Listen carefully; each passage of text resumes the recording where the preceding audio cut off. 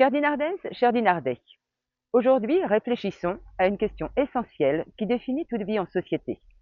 Elle est le fondement même de l'action politique, son essence, elle transcende les débats, elle les ridiculise souvent et elle les éclaire parfois. Aujourd'hui, 2 minutes pour parler des valeurs.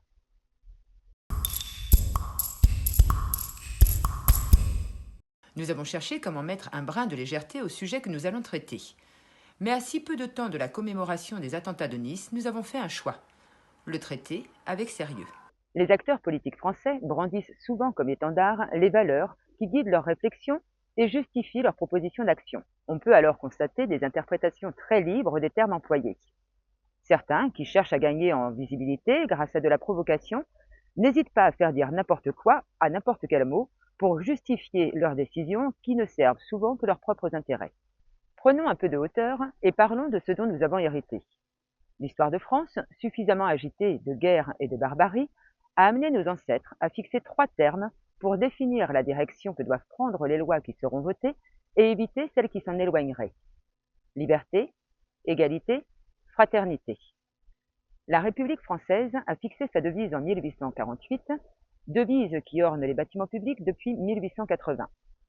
Les 3 mots fonctionnent séparément et ensemble. Liberté, égalité, fraternité. Je suis libre d'agir, mon voisin dispose du même droit que moi, et nous veillons chacun à ne nuire à personne. L'évolution de la démocratie française a également mis en avant de nouvelles valeurs au programme de l'école. Ces valeurs sont la liberté, l'égalité, la fraternité, la laïcité, la solidarité, l'esprit de justice, le respect et l'absence de toute forme de discrimination. Ces valeurs de la République se sont incarnées dans de grands textes de loi, dans nos institutions, et se sont exprimées à des moments privilégiés de notre histoire. L'école enseigne ces valeurs à nos enfants, parfois au prix de tensions et d'incompréhension. C'est une direction exigeante qui mérite des efforts quotidiens pour toujours s'assurer que leurs actes dans les établissements scolaires se réfèrent à ces valeurs. Elles fondent leur jugement, départagent en cas de litige sur la cour de récréation, imparfaitement sans doute, difficilement dans certains cas, mais c'est le chemin sur lequel elles tentent de les placer. Mais nous, adultes, qui définissons des axes d'action, qui prenons des décisions pour les autres, sommes-nous certains de toujours nous appuyer sur ces valeurs lorsque nous décidons? Lorsque l'Ukraine subit les massacres de l'envahisseur russe, la soutenons-nous par esprit de justice ou bien détournons-nous la tête parce que quelques kilomètres nous en séparent? Beaucoup plus près de nous, à Dinan, lorsque ferment les urgences de nuit à l'hôpital, pourquoi est-ce que ça nous concerne?